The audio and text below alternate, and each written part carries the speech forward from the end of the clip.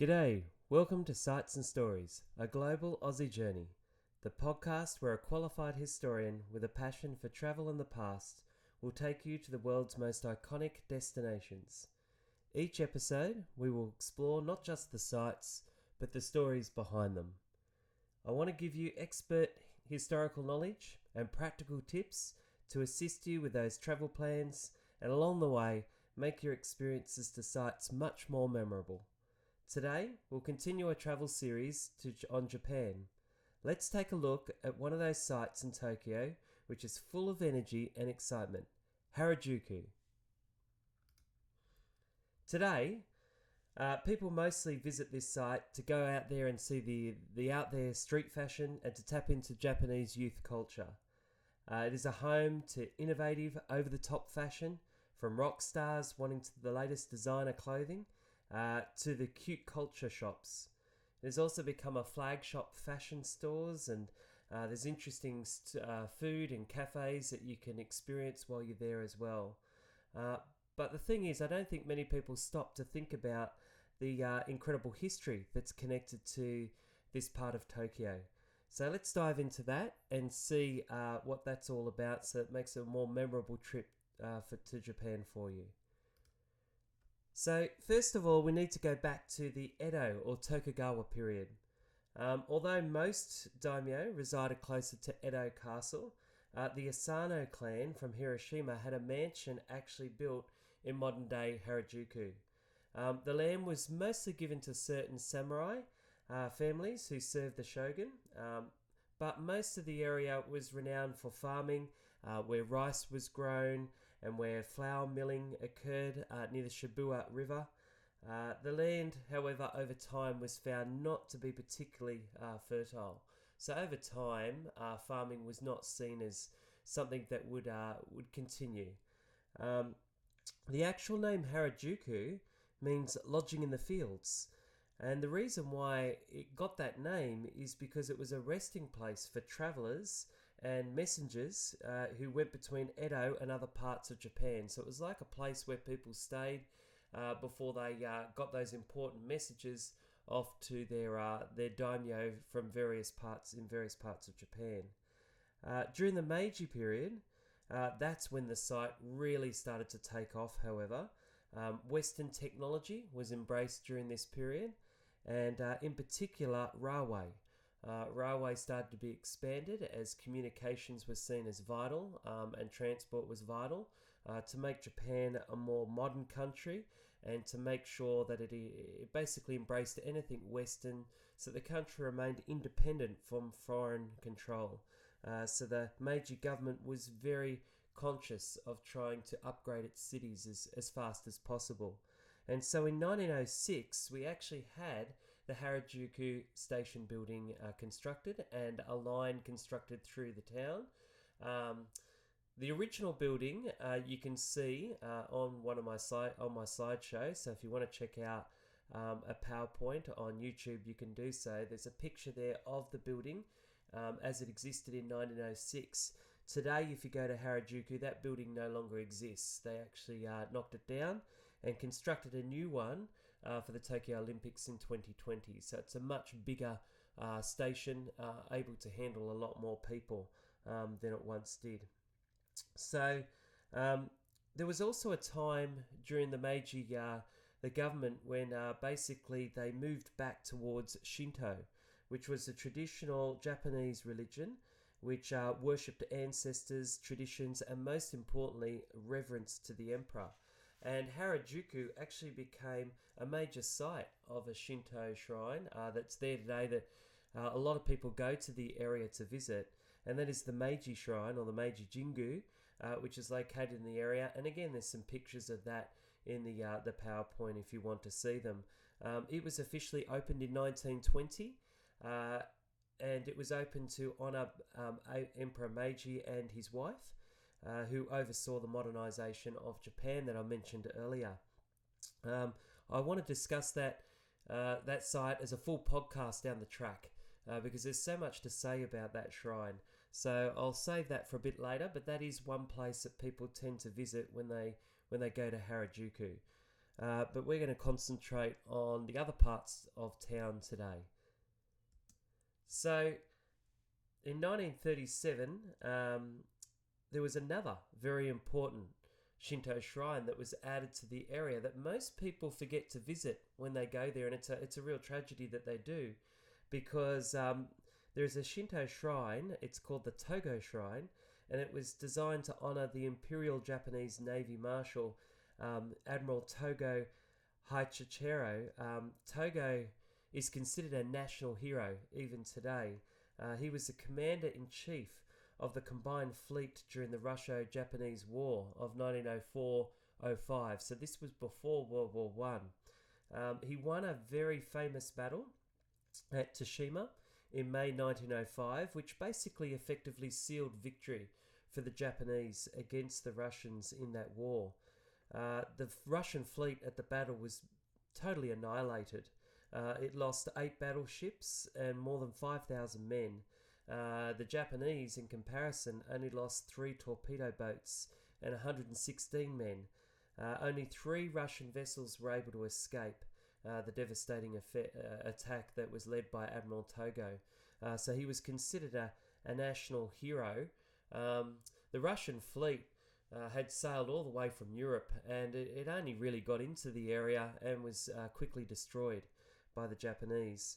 An interesting fact with the battle is that there was a future leader that was at the battle as a junior officer, Admiral Yamamoto, and those of you who are history buffs might have heard of his name before, because he was the famous admiral who led the attack on Pearl Harbor in World War II. During the battle, he was actually wounded in the Battle of Tsushima, and he lost his index and middle finger on his left hand during the battle. So it's interesting, if you check out any of his photos from World War II or just before, you'll see that most of the ones that are staged, he'll actually hold his hat over the top of his hand where he lost his fingers. There's very few photos where you see his lost fingers. So you can check that out at another stage. But Admiral Yamamoto was also at that battle. But it's Admiral Togo who we want to focus on. This battle was very, very significant for Japan. And the reason why is because it sent shockwaves across the world. Not only was it a great victory for Japan, she was in a bid to try and gain self-sufficiency in the area. She felt that the only way she could do that was by getting territory, particularly in Korea and China at the time. And so it was a great victory for Japan, even though most of the entitlements that she won from the Russians at a subsequent treaty was taken off them by the triple intervention by Russia, Germany and France, who wanted to basically make sure that they weren't going to get too much from winning the war. But it really sent shockwaves to the rest of the world, because it was the first time that an Asian nation had defeated a European power in a war. And so it sent shockwaves across the world. It made people sit up because they thought that Russia would easily be able to defeat Japan in the war, but that wasn't the case. And immediately preceding it, Britain decided that it needed to make a treaty with Japan, being a formidable force in Asia now. And so the battle and the subsequent war actually led to strong alliances with Britain. The Anglo-Japanese alliance of 1902, for instance, which was extended before World War One, and that is why Japan was actually an ally of France, Britain, Australia, America, Russia during World War One, which many people are surprised about when they first hear about it. But the man who the Japanese considered to be most important in basically bringing about this victory was Admiral Togo. And Admiral Togo actually featured in Time magazine in 1926, which is, you could see a shot of it on the PowerPoint once again. He was considered not just by Japanese, but by actually world standards to be an incredible leader in battle. He was actually nicknamed the Nelson of the East. Now, Lord Nelson was one of the most famous admirals in history. He was the commander at the Battle of the Nile and the Battle of Trafalgar, which helped the British fight against the French in the Napoleonic Wars and prevented an invasion the British Isles. So that Lord Nelson was an incredibly important commander for Britain. Well, they equated Tojo with him, which was quite an accomplishment in itself to be known to be as important as Admiral Nelson. So he was actually given a member of the British Order of Merit by King Edward VII in 1906, 1 year after the end of the war. And on his death in 1934, the navies of the United Kingdom, the USA, the Netherlands, France, Italy, and China, they all sent dignitaries and ships in a special naval parade in honour of Admiral Togo in Tokyo Bay. Today, as a result of this, he's actually honoured as a kami, or a Shinto deity, at the shrine at Harajuku. So he's a very important person, and a lot of people don't even realise his connection with Harajuku. But you can actually visit the shrine today in Harajuku, and it's very easy to access. Basically, you look out for one of the shops, famous shops, Marion Crepes. Crepes are very... a lot of people go to the site to Harajuku to experience eating one of the savoury or sweet crepes, which we'll talk about later on. But if you go to that shop, which is brightly coloured, there's an alleyway right next to it, and you basically just walk down that alleyway, up a set of stairs, and you'll make your way into the Togo Shrine. So you can easily visit it today, as well as visiting the Shinto Shrine and getting a bit of an insight into Admiral Tojo while you're there.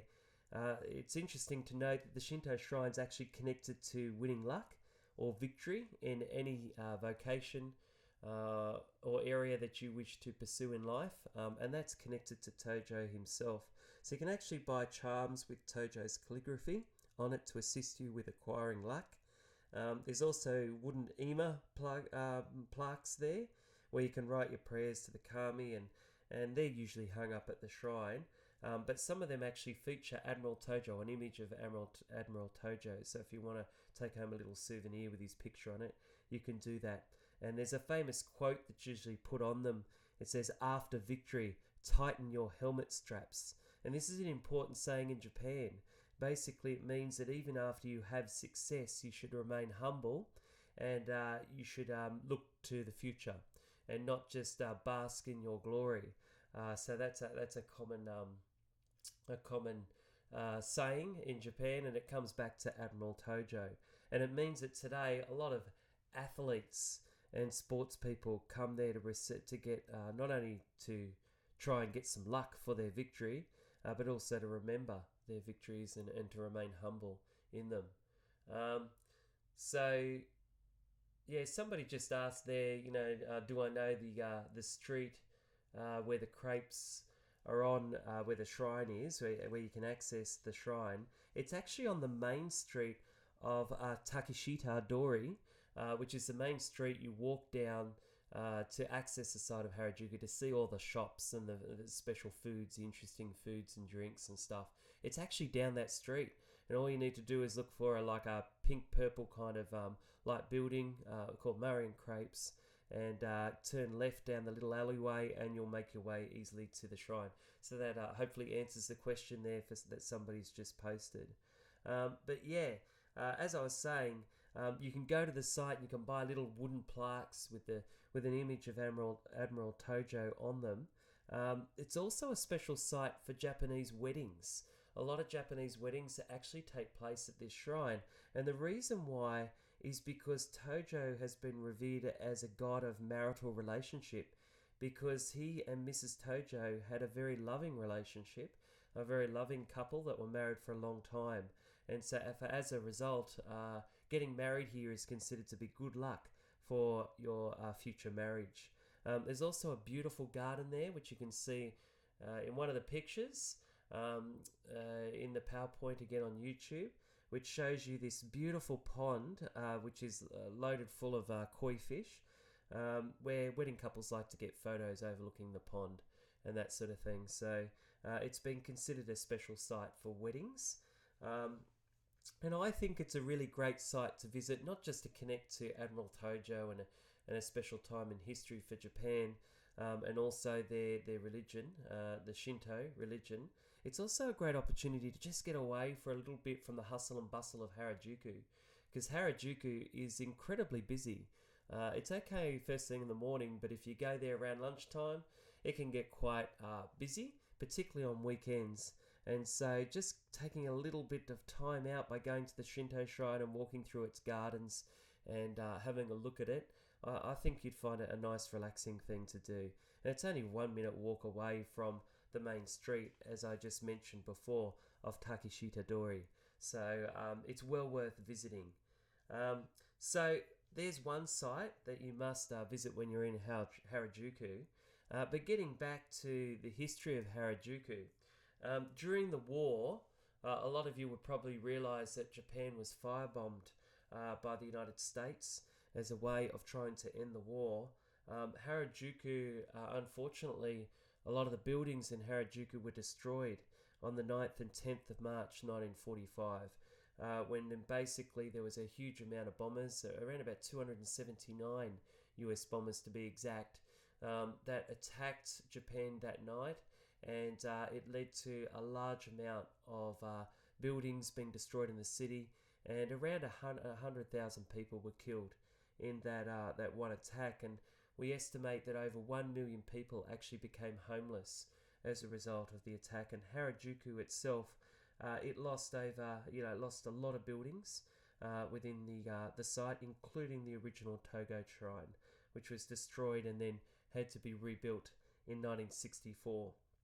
So the site did suffer quite a bit of damage during the war. After the war, interestingly, I don't know if you realise, but Japan was occupied by the United States, the British Army and Commonwealth forces in what was called the Japanese occupation period. And US troops were actually stationed in Harajuku at a park called Yoyogi Park, which borders the shopping area of current-day Harajuku. It was actually renamed Washington Heights because of the amount of American troops that were stationed there. And thanks to these troops, Harajuku really took off as a shopping district because a lot of shops opened up to basically cater for these Americans who had money to spend. And so we had some very famous shops that were built post-war. In 1950, we had two shops in particular that stand there today. One is called Kittyland, which is famous for its toys. So if you want to get some toys and some souvenirs for children from Japan, that is a good place to go and visit. It's not on the main street of Harajuku. It's on another street called Omotesando Street, but it's not far away. It's only a few minutes walk.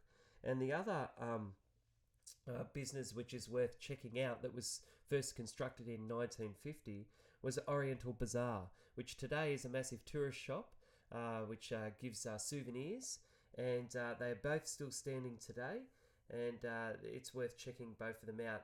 You won't miss Oriental Bazaar because it's built like a shrine, so you look on the outside and go, oh, is that a place of worship? No, it's actually a place where you can buy souvenirs. So yeah, you can check that out, and definitely have a look at them when you're there. But Harajuku prospered because of the occupation. It became a centre for shopping, and it continued to be expanded. So that was the 1950s, and then into the 1960s, 70s and 80s, it actually became a centre for Japanese youth. The youth became obsessed with the area, probably because of the interest of American products. But Takeshita Dori became known for teenage street dancing groups. Some of them were called the Takin Oko, or the Bamboo Shoot Tribe, which I've got a picture of on the YouTube slideshow again. These groups were known to be very colourfully dressed, and they danced to music on sidewalks being played, playing their music on stereos. And people would go along to Harajuku just to see them because of their outrageous fashion and their obsession with music. And even today you can see elements of this remain. So small creative fashion shops started to open up in Harajuku, which catered especially for these youth that turned up to the site. And it basically meant that Tokyo began experimenting with bold, colourful outfits that basically defied the rules, and they became a bit, like rebels and radicals. And in 1977, it became so popular, the amount of youth coming to the site, that it actually became a pedestrian zone only. And this is when you had another group that started to emerge in Harajuku called the Rockabillys. And the Rockabillys were youth, and today not so much youth, they're all, of all sorts of ages, but they started performing dances to rock music at Yoyogi Park, the very location where the American troops were stationed during the Japanese occupation.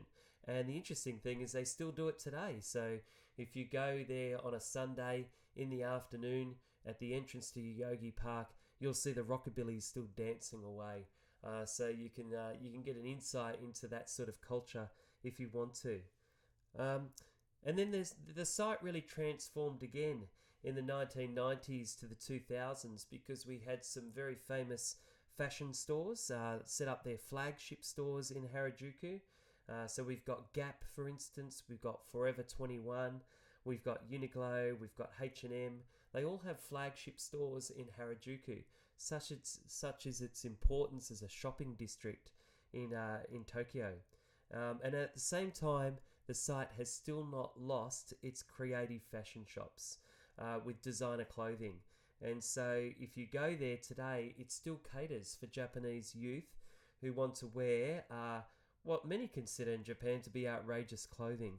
So you've got gothic shops, and goths are usually shown with long hair and piercings and largely black clothing with a bit of colour attached to it. Now, again, if you want to see an example of gothic clothing, have a look at my YouTube sideshow, because you'll be able to see some pictures of this type of fashion. But gothic clothing is still sold at Harajuku.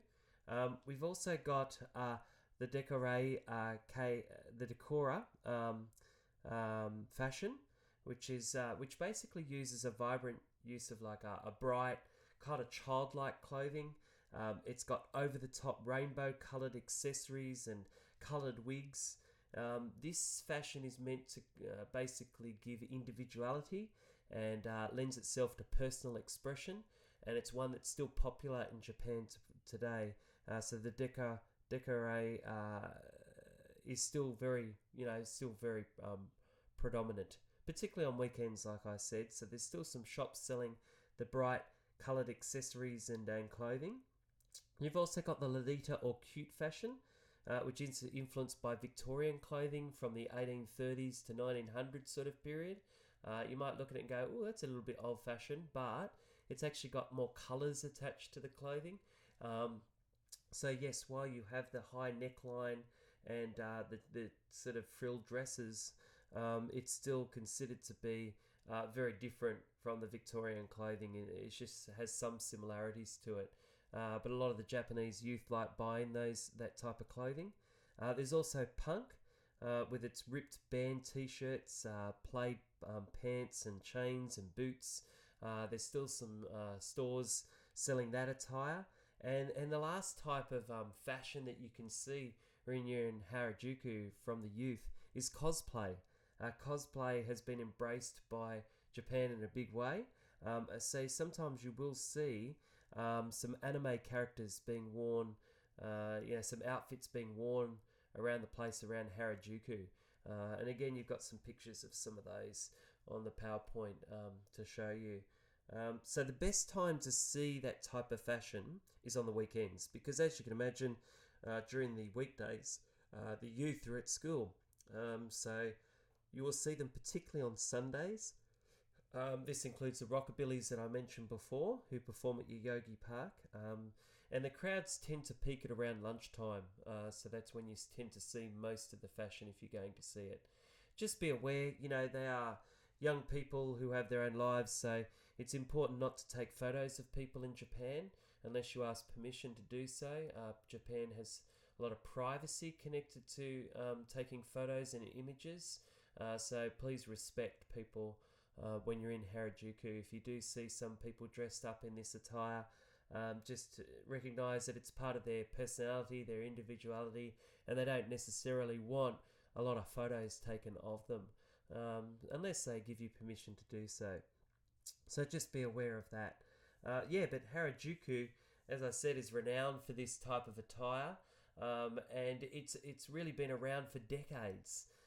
So it's not something new. There's also something else that Harajuku is famous for, and that tourists enjoy going there for, and that's for its interesting street foods. It has some cool foods to try out. I've mentioned the crepes. Marion Crepes, that business I spoke about earlier, where it's got a little alleyway next to it that you can access Toko Shrine from. It's actually the longest running crepe shop in Harajuku. It's been set up since 1976, so it's almost 50 years old. And it's here that you can get like sweet and savoury crepes of all types. And it's so easy to order. You don't have to speak fluent Japanese to get yourself a crepe. You can order a sweet or savoury crepe with all sorts of toppings and fillings inside of it. All you need to do is go up to the window and you'll see that all of the they've got like pictures of all the crepes, like models of them, and they've got numbers next to the crepe. You go up to the counter and you basically say, I want number 6, and number 6 will be given to you. So you don't really need to be able to speak fluent Japanese to order crepes. Just like most businesses in Japan, you'll find that ordering food is quite easy. It's not difficult to do, but in this place in particular with the crepes, it's perfectly built for tourists. So all of the crepes are numbered, so that it makes it really easy to order. Along with Marion Crepes, there are some opposition crepe shops which are just as good in the area. You've got Angel's Heart and you've got Santa Monica Crepes as well. So plenty of choice. But if you want to go to the original, Marion Crepes is the original. But the other two, they sell just as good a crepes there for you to get. The other thing that a lot of children like, in particular, and those young at heart, is they visit Toddy Candy Factory. Toddy Candy Factory has an interesting cotton candy that is sold. It's basically a giant rainbow-shaped cotton candy that I've got a picture of on the slideshow again on YouTube. And basically it's just, it's bigger than your head sort of thing. It's enormous. An enormous sized cotton candy that you can buy and that you can consume. I'd highly recommend giving it a go at least once. And the children, if you've got children with you, they will love it. Okay.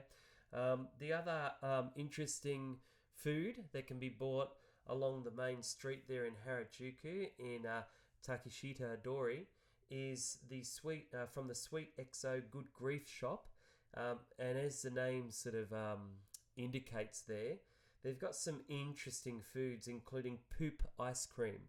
And you might be thinking, oh, that doesn't sound too good, but it's actually flavoured ice cream that's put in a toilet, basically a little plastic toilet for you to eat out of, and basically you can keep the little plastic toilet if you want as a souvenir of your delicious dessert. So some people like to go for that and check it out. Yes, ew indeed, as somebody's just commented in the chat. Somebody just asked how much is the cotton candy. I don't know exactly how much it is now, but when I was there and consumed it, it wasn't very expensive. Food in Japan is actually not too expensive on the whole, and even though this is in a major tourist destination, you'll find that it's not going to break the bank, so to speak. So definitely check it out. These look, it's going to be less than I don't know, less than probably I think it's less than 1,000 yen, put it that way. But I don't know offhand. You'd have to check that out online to be able to get the answer to that one. But like I said, there's lots of foods in the area, from toddy candy to the crepes to poop ice cream if you want to. There's also a place called La China, and La China has a rainbow cheese sandwich. So if you're into cheese toasties with a difference, you can go and get a rainbow cheese sandwich, and you might be thinking, ooh, again, that's very interesting. It'll taste like cheese, but it's just rainbow coloured. So you can get some interesting photos with it. They also have a shop called Strawberry Fetish. which has strawberries put on a stick covered in candy. Uh, again, young people love eating this type of stuff. So if you've got children, that's another one to have a look out for. All these foods, like I said, are probably under 1,000 yen to acquire. And the other thing, if you want to sit down and have a coffee in the area, you can do that as well. There is the Peanuts Cafe Sunnyside for Snoopy fans. So if you want to go into one of the streets off Takeshita Dori, you will be able to easily access that cafe for all those Snoopy fans out there. They have some interesting Snoopy kind of coffee, and also they have some souvenirs that you can acquire from that location. So again, Harajuku, not just there for history with the Togo Shrine, but also, not just there for the culture of the seeing some of the out there fashion, but also the interesting foods. Makes it a great site. And there's one other thing, of course, that's interesting about Harajuku, and that's going back to its traditions, and that is the shopping. The shopping in Harajuku is awesome. Of course, for those budget-friendly people out there, there's an awesome Daiso shop there. There you can get some bargain shopping done. So if you want to do that, definitely check out that store. It's got a few more souvenir kind of type items that you can purchase, because it is in a major shopping, touristy area. So it's well worth a visit when you're there. Pop into Daiso. But there's also a lot of clothing stores along the stretch of Takeshita Dori, particularly designer clothes. So if you want to get that out there kind of outfit, it's there. For those people who are musicians out there, there's a lot of signature design shops that a lot of celebrities go and buy their outfits from, and the shops usually have pictures of those celebrities next to their advertisement of the shop, so you can see what so and so's bought from there, and they usually have those pieces in the shop for you to buy if you wish. They're not known to be bargain shops in designer clothes and in flagship stores. You're looking at a little bit more expensive, but hey, if you want that original souvenir, that one, that top that some famous celebrity that you enjoy watching or hearing, hey, that's a place to go to get it. If you want to go to some real bargain shopping, you can also get that at Harajuku. A short walk away, there is what's known as Cat Street. And Cat Street has all your bargain seconds clothing stores, such as Ragtag, Chicago, Second Street, Santa Monica, Flamingo. These are all well-known second-hand bargain stores where you can basically get, that unique item from yesteryear, or from, that bargain set of jeans or top that you want. So if you're interested in bargain shopping, Harajuku is definitely a place to go as well. You can get signature items, but you can also get your seconds. And further down, as I said before, down Cat Street, you can actually make your way to Oriental Bazaar, that shop that I mentioned before that you can get some souvenirs from if you want to. And then Kittyland's not far from that. So you can basically do like a round tour. Go down Takeshita Dori, the main street of Harajuku, and then basically make your way into Togo Shrine, which is about halfway down the street. Then come out of the Togo Shrine, walk the rest of Takeshita Dori, and then make your way down Cat Street, down to Oriental Bazaar, and across to Kittyland and back to the station, where you might be able to check out the Rockabillys at Yoyogi Park. So, you can do definitely a round tour and take in everything that I've just mentioned. So it's an awesome place to visit. So I guess at this stage I've really covered a lot of the historical side of things and giving you a bit of an insight into what you can see when you're there. So at this stage I'm just going to give people a chance to ask any questions that they might have out there. So if you've got a question, just post it in the chat and I'll answer it. One of the most common questions I get, and I'm sure I'll get that any second now in the chat, is how long should you spend at Harajuku? Harajuku is one of those places where you can't just walk through it and really get a sense of what it's all about in half an hour. Like it's just it's not really it's not the time that it deserves. I would definitely give it, a full morning, a few hours to check out. Um, if you're going to go to the Meiji Shrine, which a lot of people do, you'd have to give a couple of hours to that as well. But I'll talk about the Meiji Shrine in a separate podcast because that is such an interesting bucket list item in itself. But yeah, definitely a full morning or a full afternoon if you're going to go to Harajuku to experience all of its sites. I definitely do that. I definitely make sure that you spend a whole afternoon, a few hours there to do it justice, and to just take in the streets and to experience some of the interesting foods and walk into some of the shops. It's quite an experience. Another question I get is about children. Is it a great place to take children? Absolutely. Yes, it is an absolutely fantastic place to take children.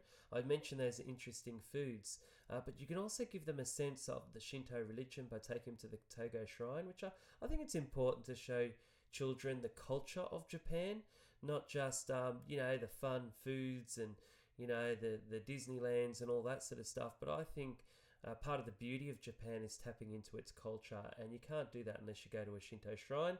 And Togo Shrine is really easily accessible while you're there walking the shops.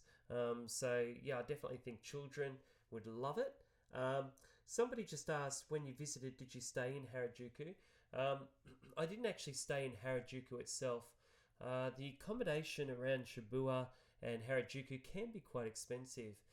It is very trendy to go in there, and of course you're right on the doorstep of everything, so you don't have to go far to get to these sites that I'm mentioning, but you might find that there's cheaper accommodation elsewhere in the city that you can access this site within half an hour via train. Asakusa, for instance, is a good place to visit near the Sensoji temple. That might be a good place to find some more cheaper sort of accommodation. And you can easily access the site from there. So no, I don't tend to stay around Harajuku in terms of a hotel. I would rather travel in there and experience it. I have stayed. If you stay in Shinjuku, which a lot of people tend to do, it's only a very short trip to Harajuku, and I have stayed in Shinjuku before, and that's an interesting place to stay. So around the station or not too far from one of the little stations in Shinjuku is a great location as well if you want to access Harajuku. What are the train systems like? Somebody said train systems are excellent in Japan. You'll be able to easily make your way around the city. Look, it's not like a lot of other cities where you only have a few platforms. Japan stations are insane, is one word to say it. A lot of people use them. Some of them have millions of people go through them every day, like Shinjuku and Shibuya. Those two stations are incredibly busy. Harajuku, less so, but it does have quite a few 100,000 people go through it each day. You can easily use the train system. I think it takes a few days to get used to, but you're not going to just take your time. You're not going to get lost. They do have a color code system to their trains, and the signage in Tokyo is actually very good at train stations. And the reason why is because they had an Olympics in 2020 in Tokyo, and there was a really conscious effort to make sure that tourists who went to the Olympics could find their way around the city. So English signage is everywhere.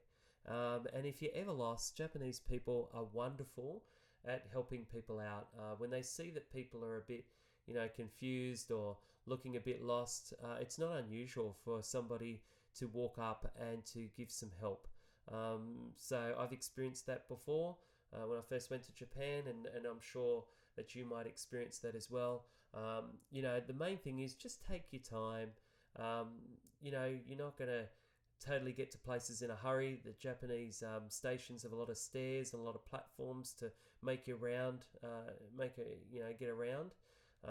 But if you take your time, look at the signage as you do, and use Google Maps, which will give you your trains to catch. You should be fine getting your way to Harajuku or anywhere else in the city. So don't be too stressed about the train systems. Honestly, they're not that bad. They're quite easy. Get yourself a Suica card or a Pasmo card, or have it on your watches. A lot of people have on their electronic watches these days, but I tend to like the cards, particularly if I'm traveling with children. And basically just swipe the card on your way into the gates and out of the gates at train stations. So convenient. You can basically top up the cards with money quite easily. Every station has top-up machines where you just put in your yen and it goes straight onto the card. And those cards can be used not just to travel around using the trains, but you can also use them in convenience stores in Konbini, such as 7-Eleven or Family Mart or Lawson's, which are basically everywhere in Japan. But in Tokyo itself, you'll be able to find them everywhere, practically on every corner or every second corner. So you can get yourself some food using the same cards if you want to. So definitely, don't be too concerned about transportation to the site. Is there an app or something that you can use while you're over there to help with travel? Google Maps, as I just mentioned before, is excellent. Basically, put in your main locations. So, for instance, if you want to go to Daiso or you want to go to the Toti Candy Factory, just put that into Google Maps. Once you get out of Harajuku Station, it'll lead you straight there. Actually, it's only a couple hundred metres walk, if that, to get to the Toddy factory from the station. The street that I've been talking about, Takashita Dori, is very easy. It's so easy to access from the actual station. It's just a short walk away, and it's so easy to spot because it has a huge sign with the name of the street on the entrance. So you'll be able to see it as soon as you get out of the station. Virtually, you'll be able to make your way there. Another interesting store to check out, by the way, which I didn't mention before, if you're a musician or someone that likes listening to music or playing it, there's Universal Music Store, which is in the middle of Harajuku as well. So you might want to check that one out. I forgot to mention that earlier, but you can see that while you're there.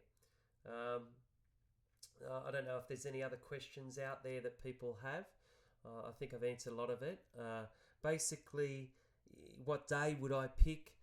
Look, if you want to go for a more chilled experience, go during the week and go in the morning, and you'll be able to walk around without, being shoulder to shoulder with people, and you'll be able to enjoy the sights without feeling too, hemmed in by people. If you're someone who wants to experience the full excitement of the area of Harajuku and you want to be crammed in with those people and you want to experience that, then go on a weekend, particularly on a Sunday, and you'd be going around lunchtime or just after it, and that's when you will experience in the afternoon. That's when you'll experience the full experience of Harajuku if you wish to do that. It is quite interesting.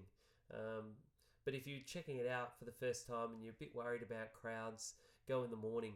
And with that question that somebody asked about trains, if you want to avoid rush hour, travel before 7 o'clock and get yourself to Harajuku. I know that sounds really early, but if you want to skip that rush hour, you virtually want to skip 7 o'clock through to about 9 o'clock in the morning, and of an afternoon you want to skip around about 5 o'clock to 7 o'clock at night, because they're the times when train systems become a little bit more hectic, and sometimes you can have people's noses pressed against glass and trains. Literally, it does happen. So get up at around about get up and moving just before 7 o'clock, and you'll beat the majority of crowds, and you'll be able to get to where you want to. The interesting thing about Shinto shrines, I've mentioned Togo Shrine, but I've also mentioned Meiji shrines. You can actually visit them before shops open.